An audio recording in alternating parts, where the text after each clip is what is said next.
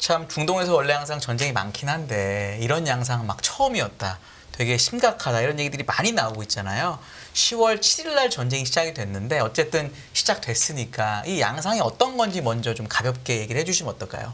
10월 7일 날 처음 하마스가 기습을 하면서 시작이 되고 그 이후로 이제 사실 이 사태가 처음이라고 하는 이유가 지금까지는 가자 지구에서 하마스가 일방적으로 로켓포를 쏘고 그러면 이스라엘이 그에 대한 공습을 하는 식으로 지상전은 크게 전개되지 않고 이루어지고 있었는데 지금 하마스가 제가 알기로는 사실상 처음으로 가자 지구 봉쇄를 뚫고 나와서 이스라엘을 공격한 건 이번이 사실 처음이거든요. 네. 그런 점에서 이제 사람들이 좀 충격을 많이 받았고 그리고 지금 이스라엘 피해가 1,700명 넘게 지금 나왔다고 알고 있는데 이스라엘이 그 정도 피해를 입은 것도 1973년 네. 4차 중노전쟁 이후 50년 만에 처음이라서 그 점에서도 좀 사람들이 많이 좀 충격을 받고 놀라는 상황이었습니다. 저도 뭐 그랬고요. 네. 일단은 전반적인 상황을 저희가 가볍게 짚어본 거고 네.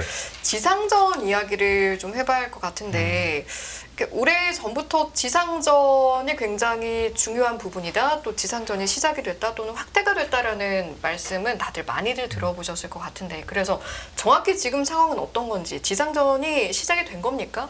제가 보기에는 시작이 되었다고 봅니다. 예. 그러니까 사실 네타냐후 이스라엘 총리가 딱 이 사건이 터진 직후부터 하마스를 이제 무력화시키겠다라고 말을 하고 또 초기부터 예전처럼 공습으로만 끝나지는 않고 지상군을 투입해서 확실히 하마스를 끝장을 내놓겠다라는 발언을 했는데 그 전까지는 이제 뭐 여러 가지 막후에서 조정이 있었던 것 같고 이제 한 최근 며칠 전부터 소규모 병력을 넣어가면서 예.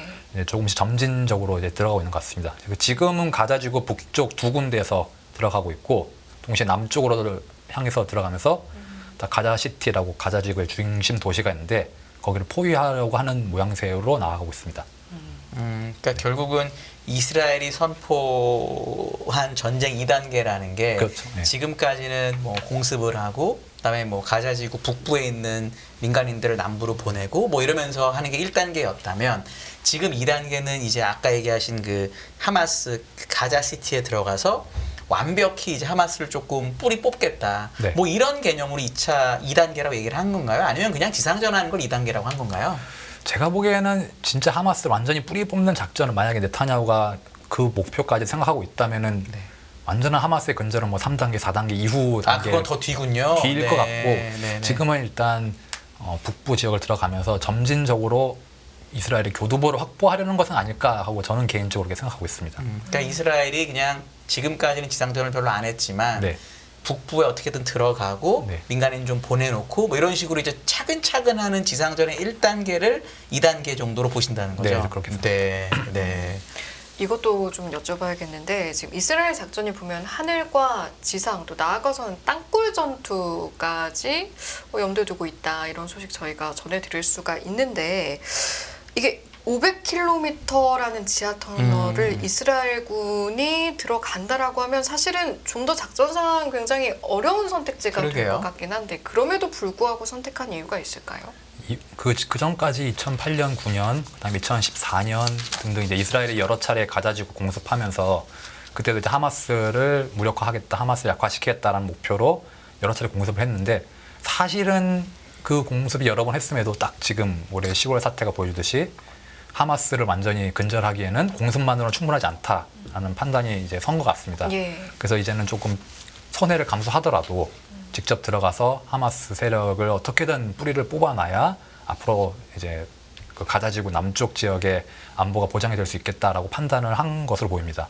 근데 시간 자체는 오래 걸릴 수밖에 없겠죠. 그렇죠. 아무래도 이제 땅굴 전투 조금씩 들어가다 보면서 한 번에 대규모 병력을 투입해서 쭉 밀고 내려갈 수가 없는 상황이다. 뭐 상황인 만큼 시가전의 특성상 그러다 보니까는 그리고 하마스 대원들이 어디에 숨어 있을지 뭐 땅굴 어디로 움직일지는 전혀 알 수가 없는 상황이기 때문에 그렇다면은 이제 이스라엘이 할 수 있는 유일한 선택지는 점진적으로 수색을 해 나가면서 조금씩 영토를 그러니까 점령지를 확대해 나가야 되는 상황이고 그러다 보면은 당연히 이제 기간은 그만큼 오래 걸릴 수밖에 없을 거라고 생각을 합니다. 네. 그러면 가자지구 상황은 남쪽은 일단 민간인들이 다 지금 가 있는 거라서 뭐 여기서 전투를 할 건 아니고 그럼 북부를 결국은 뭐 그냥 위아래가 다 있는 거니까 네. 또 이쪽이 막혀 있으니까 네. 뭐 사방으로 이렇게 해서 뭐 이렇게 쭉 막아 나가는 건가요? 그러니까 가자지구 상황이 어떤 식으로 지상전이 되는지도 좀 궁금해서요. 제가 일단 가자지구가 딱 이렇게 있으면은 네. 지금 북쪽에서 두 군데로 밀고 들어오고 있고 북쪽에서 두 두 군데 그다음 네. 남쪽에서 북쪽과 남쪽을 연결하는 이제 살라하딘이라는 도로가 있는데 네. 그쪽을 이제 뚫고 들어가고 막고 있는 거예요. 그래서 네. 북쪽에 있는 가자 시티를 일단 봉쇄를 하고 네. 남쪽에 있는 칸 유니스라든지 네. 라파라는 이제 이집트와 맞닿아 있는 그쪽은 일단은 그쪽은 이제 뭐 인도주의적 통로를 만들어 준다는 네. 명목인 것 같은데 네. 사실은 실질적으로는 그쪽에도 많이 폭격을 당하고 있고 왜냐면 저 그림 지금 여기 네. 앞에 그림 보시면 네. 저 파란색으로 되어 있는 이 와디 가자라고 하는 저 밑에도 가자지구 남쪽인 거죠? 그렇죠. 저 저것도? 파란 선이 바로 이제 가자지구와 그러니까 이스라엘이 말한 남쪽 경계, 네. 그러니까 남쪽 그 안전 지역이라고 네. 할 수 있는 지역입니다. 그러니까 일단은 저 북쪽을 어떻게 해보겠다. 그렇게 상황을 지상전을 하겠다 이런 얘기인 거죠 그렇죠. 지금. 저기가 네. 이제 가자 시티가 바로 가자지의 중심지인 만큼 남쪽은 농업지대거든요. 그러니까 저 지역을 장악을 해야 아니면 저 지역에서 하마스를 어떻게든 뭐 근절을 한다는 목적이 지금 이스라엘이 펼치는 지상전의 현재까지 목적인 것 같습니다. 네, 네. 이번 전쟁, 이스라엘과 하마스의 전쟁을 이제 바라보는 시선이 어떤가라고 봤을 때는 이제 기저에 종교 갈등, 민족 갈등이 깔려 있고 이런 부분들이 해결되기 쉽지 않은 거 아닌가, 꽤 오랜 시간 지속돼 왔던 게 아닌가 이런 생각하시는 분들도 아마 많을 것 같습니다. 그럼에도 불구하고 이런 분쟁, 전쟁이 계속될 수밖에 없는 이유는 결국에 앞서 말한 종교, 민족 이 문제이기 때문일까요? 사실 이제 뭐 이스라엘 팔레스타인 갈등 하면은 흔히 나오는 게 이제 뭐 유대인과 아랍인, 뭐 무슬림과 유대인 이 갈등을 얘기하는데 뭐 갈등의 역사가 그만큼 깊은 건 맞습니다. 거의 1916년 20세기 초부터 시작이 돼서 지금까지 끝끝내 해결이 되지 않고 있긴 한데 제 생각에는 근데 이 갈등을 단순히 종교가 다르기 때문에 또는 민족이 다르기 때문에라고 보기는 1차원적이고 네. 복잡한 상황을 너무나 간단하게 해석하려고 네, 하는 네. 그런 시각이라고 생각합니다. 그래서 설명하기는 간단한데 사실 간단한 설명이 늘 맞는 것은 아니듯이 그래서 이 갈등이 기본적으로는 영토를 둘러싼 갈등이기도 하고 예. 동시에 그 현재 문제가 되고 있는 것이 예루살렘, 동예루살렘을 누가 소유할 것이고 그다음에 가자지구는 아니지만 또 다른 팔레스타인 자치정부의 영토인 서한 지구를 어떻게 할 것이냐 두 가지가 문제가 되는 건데 이스라엘과 팔레스타인 모두 양보할 수 없는 요구를 하고 있는 거죠. 그러니까 팔레스타인은 가자지구와 서한지구의 팔레스타인 국가가 세워지는 것만큼은 더 이상 물러날 수가 없다. 그리고 동예루살렘, 그러니까 예루살렘 동쪽을 내어주는 것까지는 우리가 물러날 수 없다라는 게 팔레스타인의 일종의 최소한의 입장인 거고 예. 이스라엘 입장에서는 계속해서 하마스가 이스라엘 국가를 인정하지 않고 이스라엘의 결국에는 뭐 무력을 통한 타도 제거를 목표로 하는 상황에서 우리가 그리고 서한지구 역시도 완전히 팔레스타인 자치정부가 안정을 유지하지 못하는 상황에서 우리가 뭐 좀 너희를 뭘 믿고 서한지구와 가자지구를 온전한 국가를 세워주겠느냐 그런 이제 상호 생존이 걸린 문제다 보니까는 그만큼 더 해결이 어렵다고 생각을 합니다. 그래서 뭐 굳이 이 갈등이 서로 같은 종교 또는 서로 같은 민족이더라도 이렇게 상호 생존이 첨예하게 대립되는 문제라면은 그만큼 장기화될 수밖에 없다고 저는 생각을 합니다. 그 이상의 문제네요. 생존은 말 그대로 네. 뭐 살아나가야 하는 부분이니까요. 한쪽이 쉽게 포기할 수가 없는 문제기도 하고 네. 또 일종의 자존심이라는 정체성의 문제도 걸려 있고 네. 하니까 네 그렇습니다. 네, 그렇군요. 이제 계속 얘기 나오는 게 이스라엘하고 이제 하마스가 하는 거는 결국은 뭐 그렇게 큰 전쟁이 아니고 이스라엘이 이길 거라고 생각을 하는데 이란이 뭐 어떻게 할 거다 이런 사람들이 걱정이 많고 그래서 이란 입장에서 이스라엘이 지상전을 하니까 이건 조금 문제가 더 심각해진다. 우리가 가만히 있지 않겠다라는 식으로 얘기를 하고 뭐 레바논 헤즈볼라도 나오고 이렇게 되고 있잖아요. 이런 식으로 확전이 될 거에 대한 우려가 사실 되게 많은데 그거에 대해서는 혹시 박사님 어떻게 보세요? 사실 2006년이었군요. 2006년에 이제 레바논 헤즈볼라랑 이스라엘이 이제 본격적인 전쟁을 한 40일간 벌인 적이 있었는데 네. 그때 전쟁에 발발한 계기 자체는 굉장히 사소한 일이었습니다. 네. 그러니까 헤즈볼라가 이스라엘군 2명을 납치하면서 사실 지금 사태로 보면은 정말 작은 계기로 촉발해서 40일간 전쟁이 이어지긴 했는데 근데 헤즈볼라가 직접 개입할 거라는 시각은 조금 약간 뭐랄까 망설임이 있습니다. 그러니까 좀 네. 그게 확신하기는 조금 어려운 것이 2006년하고 지금 레바논 상황이 굉장히 크게 다르기 때문입니다. 네. 그래서 2006년보다 지금 레바논 경제 상황이 극히 안 좋고 레바논 내에서도 헤즈볼라가 과거에 가지고 있었던 정치적 입지나 지지도가 굉장히 추락한 상황이고 그러다 보니까는 이제 헤즈볼라가 만약에 이스라엘과 교전을 벌여서 레바논과 이스라엘 사이의 전투로 그 전쟁이 확산될 경우에는 헤즈볼라 역시도 국내 지지라든지 국내 기반을 좀 상실할 우려가 있기 때문에 네. 쉽게 헤즈볼라가 지금 수준 이상으로 뭐 개입하거나 분쟁의 수위를 높여갈 가능성은 아직은 조금 조심스럽다고 봅니다. 헤즈볼라가 레바논이 있으면 네. 어디를 장악하고 있나요? 딱 이스라엘하고 맞닿은 남부 쪽. 고기를 딱 네, 갖고 거기가 있는 거죠. 헤즈볼라가 근거지. 그러면 레바논 정부도 그건 그냥 약간 자치 정부처럼 인정을 해주는 건가요? 아니면 어떻게 되나요? 자치 정부라기보다는 마치 네. 우리가 어떤 정당들이 주요 지역 기반이 있듯이 네. 헤즈볼라의 주요 지역 기반이 남부 쪽이고 네. 하필이면 딱 그 남부가 이스라엘하고 맞닿아 있는 지역이죠. 네. 그래서 그 지역에서 뭐 레바논 정부가 뭐 아예 통제력을 행사하지 못한다 그런 건 네. 아니지만은 네. 왜냐하면 헤즈볼라 자체가 레바논 정부의 일부이긴 하니까. 네. 하지만은 이제 그 지역에서 헤즈볼라가 어떤 활동을 하는 데 있어서는 훨씬 더 자유로운 운신의 폭을 가지고 있는 거죠. 네. 약간 뭐 미국 좀 과한 비교지만 미국의 약간 주의 자치권 정도 그렇죠. 예. 그보다 더 센가요? 아니면 뭐 어떤 정도 있나요? 사실 레바논이라는 나라가 정부 자체가 그 어디든 통제력이 강하지 않은 나라라서 그건 그렇죠. 막 종교도 네. 복잡하고 하니까. 근데 자치적이보다는 이게 법적으로 규정된 자치권이라기보다는 네. 실질적으로 통제를 못한다 정도로 생각하시면 될 것 같습니다. 그러면은 박사님은 내부적인 이유 때문에 뭐 공격할 가능성은 낮은데 사실은 이 헤즈볼라라는 집단이 레바논 정부의 뭐 허락을 받고 이런 건 아니라는 그렇죠. 얘기네요. 지금 정부 내에서는 그 헤즈볼라랑 같이 연정을 구성하는 레바논 다른 정당들은 헤즈볼라 보고 이제 그 개입하지 말 것. 같이 하는 사람들은 네, 같이 연정해서 네. 물론 네. 이제 종교는 다릅니다만 네. 기독교도 정당들인데 그렇죠. 그 정당들은 헤즈볼라 보고 개입하지 말아라. 여기서 문제를 더 키우지 말아라라고 네. 이제 계속 신호는 주고 있습니다. 그렇군요. 네, 네. 이번 전쟁을 보면서 이란과 미국이 대리전을 벌이는 양상으로 갈 수도 있을까? 이런 목소리도 계속해서 종종 나오는 부분입니다만 지금까지 나온 상황만 놓고 봤을 때는 그런 가능성 실제로 있으리라고 보시는지도 궁금하네요. 사실 대리전은 이란이 굉장히 오래전부터 해오고 있던 개념이긴 했고 하마스가 그 대리전의 한 축으로 있었던 것도 꽤 짧지 않은 시기였습니다. 근데 이제 이란이 전면전으로 나설 가능성을 이제 많은 분들이 생각을 하시는데 역시 저도 개인적으로는 전면전까지 나설 가능성은 크지 않다고 생각하는 것이 지금까지 이란이 이제 라이시 대통령부터 해서 뭐 여러 차례 뭐 레드라인을 넘었다. 이 갈등이 처음 시작됐을 때부터 이란의 최고 지도자인 알리 하메네이가 계속해서 이스라엘이 민간인에 대한 학살을 저지르고 군사 행동을 한다면은 저항 전선들이 저항 세력들이 가만히 있지 않을 것이다.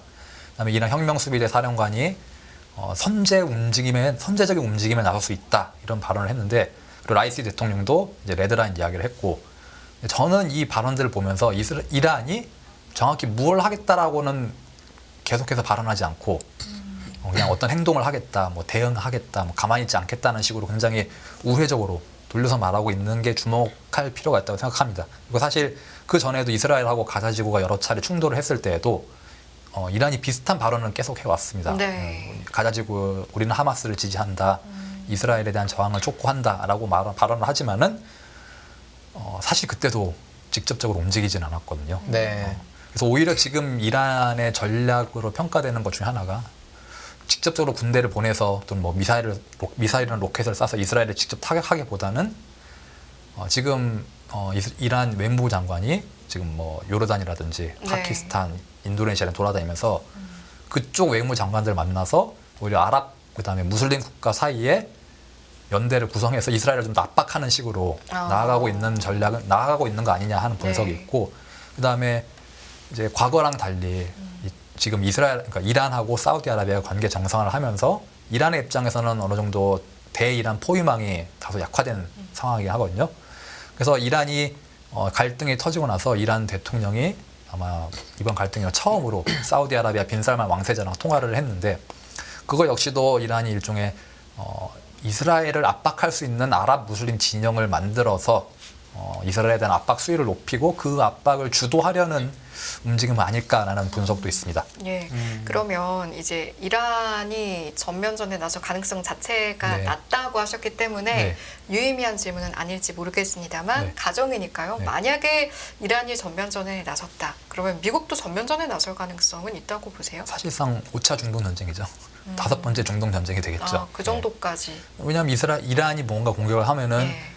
이스라엘 미국의 최대 동맹국인 이스라엘의 안보가 위협을 받는 건데 그걸 이제 미국이 가만히 좌시를 하기는 사실 어려운 상황이고 그러다 보니까 이란 역시도 그것을 알고 있기 때문에 굉장히 조심스럽게 움직이는 게 아닌가 싶습니다. 그래서 제 생각에는 이란이 할 수 있는 가장 정말 최악의 정말 상황이 끝까지 그러니까 전면전 이전의 최악의 상황은 호르무즈 해협을 영향을 끼쳐가지고 국제 유가에 영향을 준다거나 그런 식이 되지 않을까 싶고 지금 현재 수준으로는 헤즈볼라를 포함해서 이라크, 시리아에 있는 친이란 무장 조직을 이용해서 계속해서 이제 이스라엘을 간접적으로 위협하는 이스라엘과 그 다음에 중동에 있는 미군 기지를 간접적으로 위협하는 방식을 취하지 않을까 저는 그렇게 생각하고 있습니다. 그리고 만약에 이란이 전면전을 하고 싶어도 사실 이스라엘을 공격할 수 있는 방법이 있나요? 저는 지도를 보면서 계속 생각을 했던 게 이란이 도대체 무슨 수로 이스라엘을 공격을 할까라고 생각을 해. 거리가 한 2,000km쯤 되고 거리가. 그래서 열심히 국가도 많고. 네. 이란이 탄도미사일을 개발하고 있죠. 근데 탄도미사일 하나 쏴가지고 하는 거는 그 다음부터는 이제 뭐 그냥 끝나니까 이게 너무 심플하잖아요. 이게 뭐 지상군도 없고 아무것도 없으니까. 그렇기 때문에 이란이 항상 의존하는 게 이제 헤즈볼라, 하마스, 네. 시리아의 민병대, 즉 이란이 직접적으로 이스라엘을 타격할 수단은 제한이 돼 있으니만큼 이스라엘과 맞닿아 있는 지역의 친이란 무장 조직들에게 지원을 뭐 자금이든 무기든 또는 군사 훈련이든 이런 걸 지원해 줌으로써 그들을 통해서 간접적으로 이스라엘을 일종의 공격하는 식의 전략을 계속 펼쳐오고 있었습니다. 네. 이제 그런 비대칭 전략을 좀 또 강화하기 위해서 이란이 열심히 개발했던 것이 탄도미사일이었던 네. 거고요. 네. 그러니까 탄도미사일은 결국 한 번 쏘면 바로 공격받을 거니까 사실 정말 최후에 그렇죠. 쓰는 거고 그리고 아까 얘기하신 대로 레바논이든 뭐 이런 데 있는 데들이 공격하는 건 이스라엘이 항상 대비를 해왔던 거고 네. 그러면은 정말 냉정하게 말하면 아까 얘기하신 호르무즈 해협 봉쇄하는 게 최악의 경우가 될 수 있는데 네. 그럼 유가가 많이 좀 뛸 거잖아요. 그렇죠. 그리고 봉쇄하면 이제 사우디, 카타르, UAE도 다 수출을 못하니까 일단은 네. 그러면 중국, 한국, 일본도 기름을 못 받고 네. 이런 일이 벌어지는데 네. 이렇게 정말 갈까요? 그리고 가면 정말 유가 엄청 오를까요? 그렇죠. 그걸 어떻게 생각하세요? 가면은 뭐 유가는 뭐 난리가 난다고 일단 봐야죠. 단기적으로 많이 오를 네. 거다. 근데 그거를 중동의 그 다른 국가들 뭐 네. 그 사이 왜냐하면 그 페르시아만에서 다 수출이 나가니까요. 모든 기름들이 네. 모든 나라 그거를 중동 국가들이 가만히 동의해 줄 거냐 뭐 이런 부분 또 중국, 한국, 일본도 기름을 받아야 되는데 뭐 이런 것도 있잖아요. 그런 건 어떻게 보세요? 그래서 이란이 호르무즈 해협을 봉쇄하는 선택지를 뭐 이란과 사우디 관계가 최악이던 시절에도 네. 함부로 택하지 않았던 거고 그렇죠. 네. 그래서 지금도 과연 이란이 하마스를 지키기 위해서 그 정도 판돈을 올릴 것이냐에 대해서는 사실 저도 그렇기 때문에 호르무즈 해협을 건드리는 것이 정말 최후의 수가 될 거라고 저도 생각을 합니다. 설령 네. 호르무즈 해협에 어떤 영향을 주더라도 그 완전히 봉쇄가 아니라 뭐 미국이라든지 뭐 서구 국가로 향하는 유조선을 좀 납포를 한다거나 그런 식으로 되지 않을까 싶긴 해요. 예전에도 한국이 이란 동결 자금 풀지 않았을 때도 그때도 한국 국적 유조선 납포를 해서 네. 나름의 신호를 준 것처럼 네. 만약에 뭔가 이란이 호르무즈 해협에서 움직인다면 네. 납포나 그런 정도로 끝나지 않을까 생각은 합니다. 근데 거길 못 가게 뭐 막고 이런 것까지 아니라고 보시는 그건 정말 거죠? 한판 붙자는 거니까요. 네, 알겠습니다. 네. 알겠습니다. 이번에 하마스가 물론 먼저 기습 공격을 하긴 했습니다만 지금처럼 이스라엘이 민간인의 희생을 감수하고서라도 이런 전쟁을 이어가는 모습을 보인다면 아무래도 뭐 유엔을 비롯해서 국제사회에서도 뭐 사실 우호적인 시선으로 바라보기는 어렵게 되잖아요. 이런 부분이 뭔가 압박으로 다가가기는 좀 어려울까요? 그러니까 국제사회의 어떤 여론이 어느 정도 압박으로 작용했기 때문에 이스라엘이 아직까지 그러니까 지금 최근 그 사태가 터지고 이제서야 지상군 투입을 한 게 아닐까. 그것 자체가 싶습니다. 압박의 반증이라고 보시는 정말 거예요? 만약에 이스라엘이 뭐 그런 거 신경 쓰지 않았다면은 가자지구 남쪽으로 가라라는 발언도 없이 그냥 폭격을 했고 군사력 지상군도 진입을 시켰을 수도 있지만은 뭐 이스라엘도 엄연한 국제사회 행위자이니만큼 그런 최소한의 규모도 완전히 저버리고 움직일 수는 없는 거고 그러니까 그런 요소들이 국제사회의 여론이라는 요소들이 일정 정도 이스라엘을 제어하는 역할이 돼서 이스라엘이 그나마 점진적 진입, 그다음에 뭐 이스라엘 주장으로는 일단 핀포인트, 네. 그러니까 건물 잡고 거기를 점진적으로 점령해 나가면서 차근차근 들어가겠다라는 전략을 네. 펼치는 그런 배경 자체가 국제사회의 여론이 어느 정도 있기 때문이라고 생각을 합니다. 그러면 최근에 뭐 유엔이 압도적인 표차로 휴전 권고를 하기도 했는데 점진적인 진입까지는 통제가 가능하지만 그 이상의 뭔가 휴전이라든지 일시 중단이라든지 그 정도의 압박은 좀 힘들다 이렇게 보면 될까요? 일단 이스라엘 내부의 상황이 너무 안 좋기 때문에 즉 어제인가요, 엊그제인가요, 네타냐후 총리가 휴전은 이건 패배다. 우리가 휴전을 하는 것은 이건 이스라엘의 패배를 선언하는 네. 것이다라고 그렇게 발언할 정도로 이스라엘은 지금까지 이번 사태가 시작된 이후 지금까지 꾸준하게 내고 있는 메시지가 휴전은 절대 없다. 그렇기 때문에 이전의 갈등하고도 차이가 있는 것이 예전에는 이런 가자 지구의 하마스와 이스라엘의 갈등을 벌이면은 어느 정도 이집트가 중재를 하는 역할을 해서 적당히 봉합을 할 수 있었는데 지금 이스라엘이 당한 피해가 워낙 상상 초월이다 보니까 이스라엘도 쉽게 물러서려고 하지 않는 그런 느낌입니다. 그리고 미국이나 뭐 미국이나 그런 다른 서방 국가도 워낙 이스라엘이 당한 명분이 크다 보니까 쉽게 이제 이스라엘 보고 뭔가 어떤 행동을 하지 말아라라고 하기는 어려운 상황으로 보이고요. 그렇군요.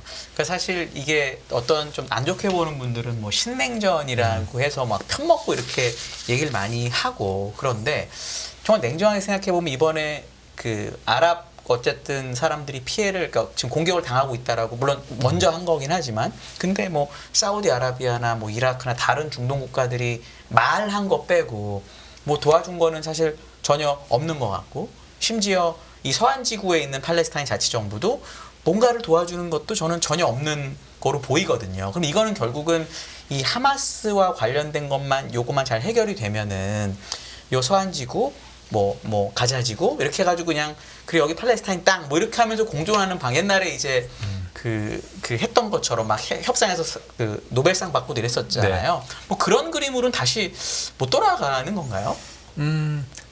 만약에 정말 가자 지구만 문제라면은 어떻게 뭐 이상적인 시나리오지만 하마스를 다 치워버리고 네. 다 가자 지구 사람들만 행복하게 살고 그렇게 되면 좋겠는데 이스라엘이 제가 아까 말씀드렸듯이 이스라엘과 팔레스타인이 문제가 되는 부분 중 하나가 서한 지구 통제 문제인 거고 지금 서한 지구에 자치정부가 있긴 하지만 사실 자치정부가 제대로 기능하지는 못하는 정부거든요. 네. 그러니까 즉 자치정부에 필요한 재원은 뭐 국제사회 지원을 받든지 네. 아니면 이스라엘이 세금을 걷어서 그걸 자치정부에 주는 식인데 여기서 이제 문제는 결국 이스라엘도 그러면 어느 정도 손발이 맞아줘야 팔레스타인과 평화협정에 가는데 2022년 이후로 이스라엘이 굉장히 우경화되는 모습을 보입니다. 그래서 지금 이스라엘 내각에 있는 내각의 장관에 있는 사람들이 공공연히 말하는 게 팔레스타인은 없다. 네. 서한 지구는 이스라엘의 땅이고 팔레스타인은 세상에 존재하지 않는다라는 발언을 한다든지 또 다른 장관 이타마르 벤급이라는 장관은 예전에는 사실 테러 혐의로 체포까지 된 적도 있을 정도로 네. 굉장히 강경한 아랍 성향을 가지고 있는데 그러한 정치인들이 등장했다는 것은 이스라엘 사회가 그만큼 우경화됐다는 네. 반증으로도 볼 수 있고 그런 상황에서 이스라엘이 과연 팔레스타인한테 적어도 자치정부한테 하마스는 아니더라도 자치정부한테 우리가 서한 지구를 최소한 상당 부분 팔레스타인 자치정부의 관할에 넘기고 팔레스타인 국가 건설을 용인하겠다. 네. 라고 그렇게 통 큰 약속을 하기에는 네. 과연 이스라엘 내부의 여론이 그런 어떤 정부가 그런 약속을 하는 것을 허용할 것인지가 조금 가능성이 크지는 않다고 생각합니다. 옛날에 아라파트하고 이스라엘이 할 때는 네. 어떻게 약속을 했던 거예요? 그때 해서 막 상 받고 뭐 저는 그게 막 기억이 나는데 네. 다시 왜 이렇게 됐는지는 혹시 어떤 과정이 있었을까요 중간에? 사실 오슬로 협정, 그러니까 즉 그 94년의 오슬로 협정이 네. 완벽하게 거기서 모든 게 끝나는 것이 아니라 예. 여기서 일단 우리가 일종의 원칙을 세우고 네. 앞으로 세부 사항을 맞춰 나가자. 였나요? 였어요. 근데 그 세부 사항을 맞춰 나가는 단계에서 이제 서로 계속 말이 안 맞다 보니까 상호 불신이 누적되고 그 불신이 누적된 것이 쌓이다 보니까 예. 양측에서 이제 강경파가 득세를 하기 시작한 겁니다. 이제 협상이나 대화로는 도저히 해결이 안 되니까 이스라엘 측에서는 아예 팔레스타인을 밀어버리자. 네. 팔레스타인에서는 이스라엘의 존재를 인정하지 않는다라는 네. 강경파들이 부상하면서 원래 이런 강경파들이 부상하면 항상 온건파들이 이제 힘이 그렇죠. 밀려나기 때문에 그런 양측에서의 강경파 모두가 부상하는 상황이 지금 이스라엘 팔레스타인 갈등을 훨씬 더 어렵게 만드는 요인이라고 생각을 합니다. 예. 앞서 이제 이번 전쟁을 가리켜서 말씀하시면서 생존의 문제다. 그래서 더 어느 한쪽에도 물러설 수 없는 것 같다라고 말씀을 하셨는데, 그렇다면 어느 순간에는 그래도 이 끝이란 게 있을 것 아니겠습니까? 네. 결과를 지금 예단해달라고 말씀드리기가 좀 조심스럽긴 합니다만, 지금 돌아가는 상황을 봤을 때는 어떻게 좀 결론이 맺어지게 될 거라고 예상을 하시는지요?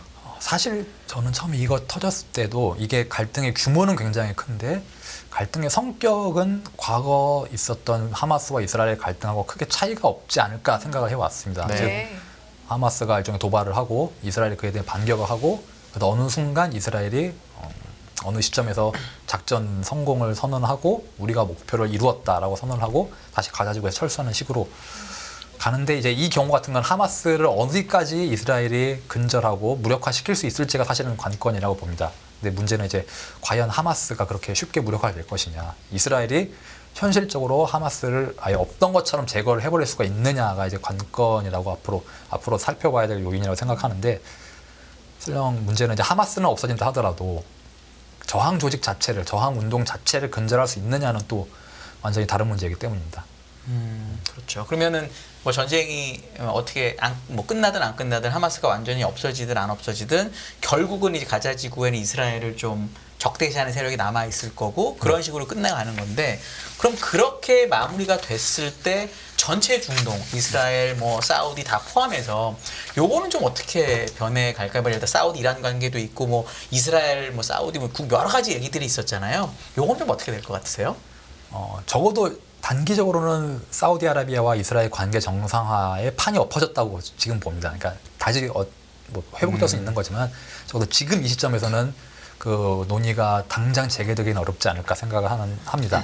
왜냐하면 사우디아라비아 입장에서는 이스라엘과 관계 정상화를 한다는 것은 그전까지 뭐 아랍 무슬림 국가의 맹주 역할을 해오던 나라가 갑자기 하루아침에 아랍 대의를 저버리고 이스라엘 편을 들겠다, 이스라엘 인정해주겠다 하는 것은 그만큼 위험 부담이 큰 문제인데, 뭐 국내외적 여론도 그렇고 그전까지 국가에 표방했던 정체성도 그렇고 그런 많은 부분을 위협하는 것이기 때문에 사우디 입장에서는 이스라엘과 관계 정상화를 할 때는 뭔가 사우디가 그만큼 얻는 게 있어야 되는데, 그 중에 하나가 팔레스타인에 대한 이스라엘이 크게 양보할 것을 요구한 것으로 알려져 있습니다. 근데 지금 상황에서는 이스라엘이 팔레스타인한테 뭔가 양보해 줄 수 있는 상황이 아니죠. 이스라엘 국내 여론이 워낙 안 좋아졌으니만큼 뭔가 팔레스타인한테 양보를 해줄 수 없을 테고, 그렇다면 사우디 입장에서는 우리가 지금 이 아랍권에서 이스라엘에 대한 여론이 거의 바닥에 치달은 상황에서 여기서 사우디가 이스라엘과 관계 정상화를 해주면은 사우디 역시도 역풍에선 자유롭지 못할 거라고 생각합니다. 그런 점을 고려했을 때는 적어도 이 시점에서는 사우디가 선뜻 이스라엘과 뭔가를 해보려고 하는 움직임은 보이지 않을 것 같습니다. 지금 요르단하고 이집트가 이스라엘하고 제가 알기로 수교가 되는 걸 네. 알고 있고 UAE도 올해인가 수교를 하지 않았나요? 2020년에 그렇죠. 에미레트랑 바레인, 그렇죠. 모로코, 수단 이렇게. 그럼 이제 사우디도 이제 하면 되는 거 아닌가요? 다 남고 네. 이제 해도 되고, 그다음에 뭐 팔레스타인까지 모르겠는데 예를 들어 예루살렘 일부 얘기하신 그 네. 동쪽에 해서, 왜냐면 거기는 이슬람의 성지이기도 하니까 뭐 방문을 하게 뭐 이런 식으로 해가지고 좀 풀어보는 방법은 혹시 없을까요? 이미 다 했으니까 마지막에 네. 못 이기는 척. 희망적으로 있고 싶어가지고 제가. 이스라엘이 서한 지구를 내놓으려고 할 생각이 별로 없고, 네. 특히 지금 이스라엘 극우파 정부가 네. 서한 지구를, 팔레스타인이라고 없는데 서한 지구를 누구한테 주느냐, 네. 이런 뭐 좀 노골적으로 말하면 그런 입장을 취하는 장관들도 있고, 네. 그다음에 이집트, 요르단, 뭐 그다음에 나머지 4개 국가가 네. 2020년에 수교를 맺었지만은 네. 사실 그게 그 시점까지만 하더라도 어떤 이스라엘과의 관계가 충분히 그 나라들한테는 해볼 만한 네. 경제적인 이득이라든지, 특히 모로코나 수단은 거의 이건 거래에 가깝다고 저는 봅니다. 네.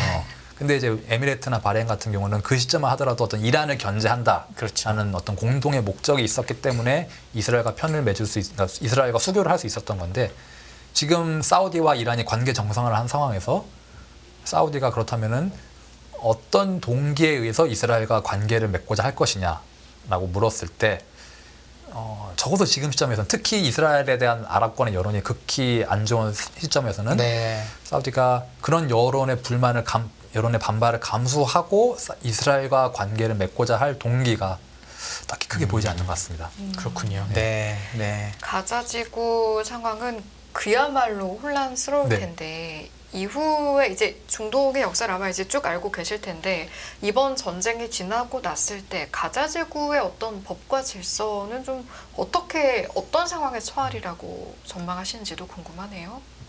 만약에 하마스가 무너지지 않는다면 결국에 다시 이전처럼 돌아갈 거라고 생각합니다. 결국에 이 가자 지구의 영향력을 행사할 수 있는 만한 다른 세력이 뭐 이집트나 이스라엘에 직접 와서 직접 진입해서 뭐 통제한다거나 그러지 않는 이상은 하마스 외에는 사실 가자 지구엔 다른 대안이 없는 상황이거든요. 아니면 가자 지구 그 하마스 외에도 또 다른 무장 조직이 있지만은 그 역시도 사실 하마스와 성향 자체에서는 다를 게 없는 조직이고 그런 조직이 여전히 가자 지구를 통제할 텐데 사실 지금 보았듯이 그런 뭐 어떤 조직이 가자 지구를 통제한다는 것이고 가자 지구 주민들의 지지를 받는다는 뜻도 아니고 그 조직이 가자 지구의 어떤 복리 향상을 위해서 노력한다는 뜻도 아니니만큼 그리고 이스라엘이 앞으로는 가자 지구에 대한 지원을 더 차단하고 중단할 것으로 예상되는 만큼 가자 지구의 법과 질서가 확립이 될 수 있다고 말할 수도 있는지도 약간 의심스러워요. 그러니까 그 자체가 네, 쉽지 않을 그냥 것이다. 지금 어떤 좀 더 최악의 시나리오로 가자면은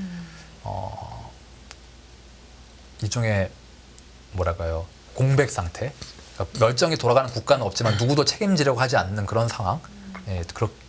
최악의 경우에 그것까지 갈 수 있지 않을까 생각합니다. 그렇군요. 이제 중동에 이제 왜냐하면 사우디는 순이고 뭐 이란은 시아고 이래서 뭐 서로 사이가 안 좋고 뭐 이랬었는데 다시 막 친해지고 뭐 이랬었잖아요. 근데 갑자기 또 전쟁 나고 이러면서 막 변화가 있는데 요 이스라엘 하마스 전쟁하고 전체적인 중동 상황을 봤을 때 변수가 있다면 뭐가 있을 것 같으세요? 제일 중요한 변수가 뭘까요? 저는 사실 좀 비주류 의견이긴 한데 비주류 의견 저 되게 좋아합니다. 네.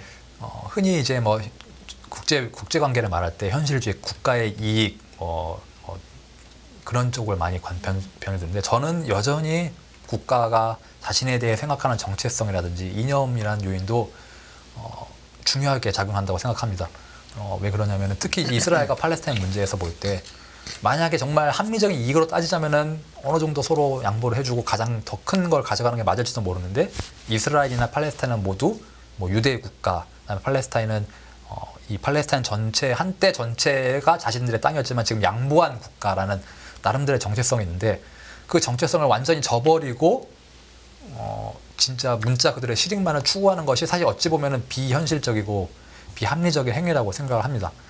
물론 이제 사우디나 이란과 같이 한때 대립하던 국가들도 어떤 이념적이라기보다는 어떤 정체성을 동원해서 정체성을 수단화해서 대립한 상황도 있긴 했지만 결국에 어떤 국가가 어떤 정책을 펼칠지에 대해서는 그 국가가 이익이 무엇이라고 생각하는지 이 국가가 자신들의 이익이 추구해야 될 이익이 무엇이라고 생각해야 되는지 일단 먼저 결정이 되어야 하는 만큼 그 이익에 대한 인식을 영향을 미치는 정체성이나 이념 같은 요인도 저는 충분히 중동 정치에서 여전히 고려해야 될 이유라고 생각을 합니다. 그 정체성하고 이념을 얘기하셨는데 그것도 이제 이런 거잖아요. 원래 이제 그 땅이 누구 거냐는 몇천 년 전도 있고 아니면 이스라엘 생긴 건 60년밖에 안 됐으니까 이게 어느 게 먼저이냐도 사실 있고 그다음에 옛날에 사우디하고 이란이 친할 때는 이란이 왕정이었고 이란이 이제 이슬람 혁명하고 나서 뭐 여러 가지 이런 것들이 있잖아요. 그러면 이 이념이나 정체성이라는 게 언제적 이념하고 정체성의 차이일까? 예를 들어 마호메트가 이슬람을 만들 때의 정체성인 건지 아니 이스라엘이 생길 때인 건지 아니 뭐 중간에 뭐 트리크가 망할 때인지 이런 게 있잖아요. 박사님이 보시기에 이 이스라엘하고 나머지 국가를 가르는 가장 중요한 정체성 차이가 언제고 뭐라고 생각하세요? 제가 보기엔 결국엔 1948년 이스라엘의 건국. 가장 최근 걸 보시네요. 네, 이스라엘 건국. 왜냐하면은 사실 그 전까지는 아랍인과 유대인 사이였던 물론 항상 아랍인과 유대인이 뭐 아름다운 환경에서 그런 살았던 거 아니지만 같이 살았죠. 일단은 뭐 안에서, 그게 뭐 공존이니 관용이니 같은 현대적인 용어로 포장할 필요 없이 그냥 같이는 살아왔는데 당장에 뭐 지금 이란에도 그렇고 이집트도 그렇고 원래 한때는 유대인들이 굉장히 많이 살던 나라들이었거든요. 근데 1948년 이스라엘이 건국되면서 아랍이나 이란에 있던 유대인들이 거의 다 쫓겨와서 이스라엘로 몰려왔는데 그 과정에서 이제 아랍 국가들이 생각하기를 이스라엘이란 나라가 세워진 것이 어떤 자연스러운 과정을 거쳐서 세워진 것이 아니라 서구 열강이 개입해서 만들어준 나라고 그렇게 만들어진 나라가 이제는 그 땅에 원래 살고 있던 원주민들, 팔레스타인들을 착취한다라는 그런 역사적 기억이 이제 아랍인들 사이에서 확 존재하고 만약에 아랍인들 다수가 여론이 그렇다면은 국가 입장에서도 그런 여론에 어떤 배치되는 행동을 하기에는 훨씬 더 조심스러워지는 거죠. 보면은 그런 인식이 국가의 어떤 국가 펼칠 수 있는 정책의 선을 일종의 선을 뭐 지배하는 건 아니지만 정책을 이렇게까지 해야 한다고 네. 지배하는 것은 아니지만 적어도 정책 결정자들이 고려할 수밖에 없는 그런 여지 정도는 만들어 온다고 생각을 합니다. 그러니까 사우디나 UAE 뭐 이렇게 이런 다른 강력 국가들의 뭐 이집트도 마찬가지 그렇긴 한데 그렇다고 해서 옛날처럼 예를 들어 옛날에 4차 중동 전쟁 네. 같은 경우는 이제 이집트가 시나이 반도 뺏으려고 한 거잖아요. 뭐 이런 식으로 뭔가의 목표가 있으면 모르겠는데 지금 그 중동 국가들이 뭐 이스라엘 땅을 다시 뺏겠다라든지 이런 거는 없죠. 없잖아요. 네. 그러면 그 정체성이 만약에 1948의 이스라엘 건국이었다면은 그거를 되돌릴 수 없다면 네. 그냥 그렇게 약간 뻥카란 표현 좀 그렇고 약간 이렇게 엄포를 놓다가 그냥 다시 돌아가는 걸로 생각하는 게 오히려 맞는 거 아닌가요? 이게 60년밖에 안 된, 70년밖에 안 된 거라. 그래서 이제 어느 정도 아랍 쪽에서도 현실을 네. 인정해서 2002년에 사우디아라비아가 네. 이제 낸 제안이 지금의 서한 지구랑 가자 지구만 팔레스타인 네. 국가로 인정해 주면은 우리도 깔끔하게 이스라엘 인정해 주겠다. 20년 됐군요. 예, 한 네. 2002년쯤에 사우디아라비아 그런 제안을 했습니다. 근데 이제 거기서도 또 다시 아까 말했던 늘 항상 악마는 디테일이 있다고 네. 세부상 어떻게 맞출 것이냐, 서한 지구를 어디까지 할 것이고 정착촌은 어떻게 할 것이고 네, 동유해서는 네. 어떻게 할 것이냐 문제가 계속 해결되지 않고 쌓이면서 결국에는 뭐 늘 쳇바퀴만 계속 네. 돌고 있는 상황을 생각합니다. 그럼 지금 이스라엘의 현재 태도는 서한 지구까지는 그래도 자치 정부를 인정을 하는 거고 가자 지구는 인정을 안 하는 건가요? 골란고원하고 세 개가 딱 이렇게 있잖아요. 어디까지 이스라엘이 지금 인정을 하고 있고 어디는 인정을 안 하고 있나요? 현재로서는. 엄밀히 말하면 가자 지구도 사실은 자치 정부에 속하는데 이거 서한 지구랑 서한 지구랑 아, 같이. 그렇군요. 근데 이제 2006년에 총선을 하면서 네. 그 하마스가 이제 총선에 승리를 했습니다. 아 다수당이 됐군요. 다수당이 네. 됐는데 자치정부, 그러니까 그때 자치정부로 주축을 구성하는 파타흐라는 세력이 하마스랑 대립을 하고 있었는데 이 양측 간의 이 결과를 인정하지 않겠다고 하면서 하마스가 사실은 가자지구를 실효 지배하는 식이 됐고 네. 이제 서한지구는 자치정부의 소관으로 이제 사실상 남게 되는데 네. 그 서한지구라는 땅도 전체가 다 자치정부가 지금 관할하는 것이 아니라 네. 서한지구 내 주요 팔레스타인 도시와 인근 마을만 관할을 하고 있고 네. 나머지 이제 그 마을과 마을을 연결한 도로라든지 네. 그 땅 사이에 있는 땅, 그다음에 그 땅에 있는 마을들은 현재 여전히 이스라엘이 관리를 하고 있습니다. 아 그래요. 그러니까 이제 네. 이스라엘 입장에서는 만약에 네. 서한지구 전체를 팔레스타인에 둔다면 거기 있는 약 60만 명에 달하는 200개 넘는 정착촌에서 다 사람들 빼내야 되는데 사실상 이제 이스라엘에서도 그건 가능하지 않은 시나리오기도 하고 네.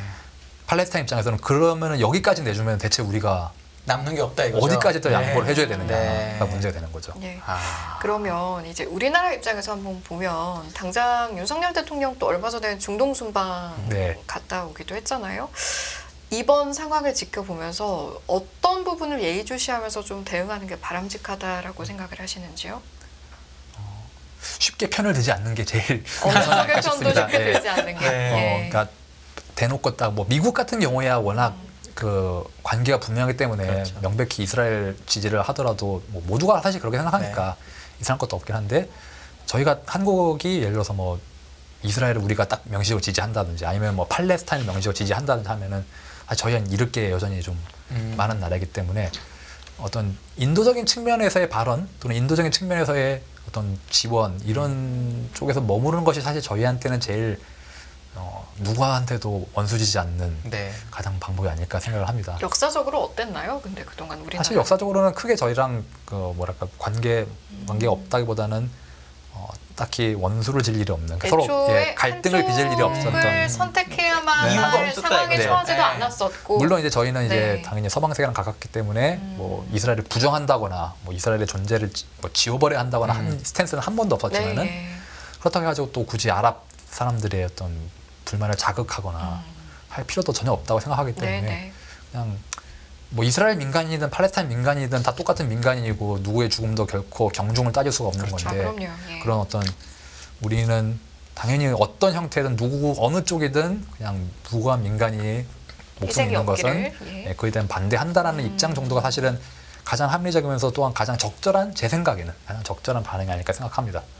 아니 이번에 그리고 저는 생각을 했던 게 제가 잘 몰라서 그런데 어쨌든 유대인하고 아랍인이 전쟁을 하고 있는데 사우디아라비아의 왕세자랑 카타르의 국왕은 우리나라 대통령을 국빈을 받아줬단 말이에요. 네. 저는 그거 뭐라고 생각했냐면 사우디나 카타르 입장에서 이 전쟁이 그렇게 오히려 많이 중요하진 않은가 보다라고 생각을 했고 우리나라도 이 아랍인하고 유대인이 싸우는데 어쨌든 사우디는 어쨌든 아랍에서는 제일 맹주잖아요. 네. 일단은. 그리고 카타르는 그 정도는 아니지만 어쨌든 그러니까 그냥 가서 우리는 실리를 최대한 취하고 그리고 여기에는 좀 우리가 이렇게 뭐 이러지 않겠다라는 의사표시를 한 거라고도 저는 사실은 이해를 했는데 혹시 박사님은 제가 지금 얘기한 거에 어떻게 좀 교정을 좀 해주십시오. 제가 보나마나 틀릴 거니까 좀 얘기를 좀 해주십시오. 네. 다 틀린 식은 아니고요. 네, 그래도 맞는 거 틀린 거 얘기를 좀 해주십시오. 예, 예. 그러니까 여전히 모든 국가들이 다 각자의 이익을 추구하는 것은 맞고 네. 그렇긴 한데 뭐 제가 아까 정체성 얘기를 드린 것은 적어도 그 국가가 자신들의 이익이 뭐라고 생각할 때 정체성이라는 것이 일정 부분 영향을 끼친다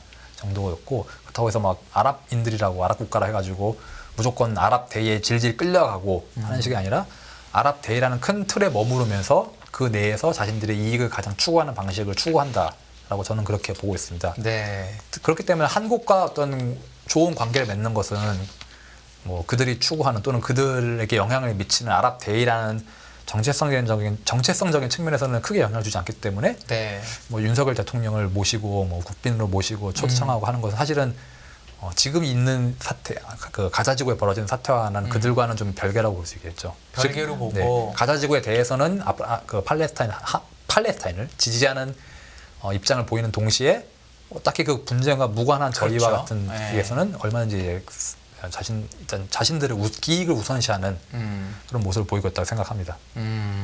알겠습니다. 저희가 오늘 1부는 이렇게 이스라엘과 하마스, 팔레스타인 전쟁 오랜 시간에 걸쳐서 사실은 이런 분쟁이 계속된 건데 여러 가지 관점에서 좀 짚어봤거든요. 그러면 박사님께서는 학자로서도 이제 여러 가지 분석하신 부분이 있고 또 개인적으로 가지고 계신 의견도 있을 것 같습니다. 이스라엘과 팔레스타인 분쟁 좀 이렇게 해결됐으면 좋겠다라는 바람도 있으실까요? 저는 이거를 이렇게 여쭤보시고 당위하고 이렇게 됐으면 좋겠다 하고 실제로 될 것 같은 거 나눠서 얘기해 주시면 좋네요. 예. 가장 좋을 것 같습니다. 네. 바라는 것은 일단 팔레스타인과 이스라엘이 결국에는 서로 인정하는 국가로서 남는 거겠죠. 그러니까 네. 아랍인이든 유대인이든 아무튼 간에 팔레스타인 국민으로서 또는 이스라엘 국민으로서 정당한 권리를 서로 인정해주고 인정받는 것이 가장 바람직한 시나리오인데 제 생각으로는 그중 어느 것도 되지 않고 이스라엘은 민주국가로서 정체성을 상실할 수도 있고 네. 팔레스타인은 아랍 국가로서 정체성을 상실할 수도 있고 즉 팔레스타인과 이스라엘 모두 지금 그들이 바라는 모습의 절반밖에 그러니까 즉 그들이 바라는 모습에 결국 이르지 못하는 상황이 되지 않을까 저는 그렇게 우려는 하고 있습니다. 안녕하세요. 이승입니다. 더 많은 영상을 보고 싶으신 분들은 화면 오른쪽에 있는 구독 버튼을 눌러주시기 바랍니다. 그리고 영상을 보시면서 좋아요는 필수인 거 아시죠? 항상 인포맥스 라이브를 사랑해주셔서 감사합니다.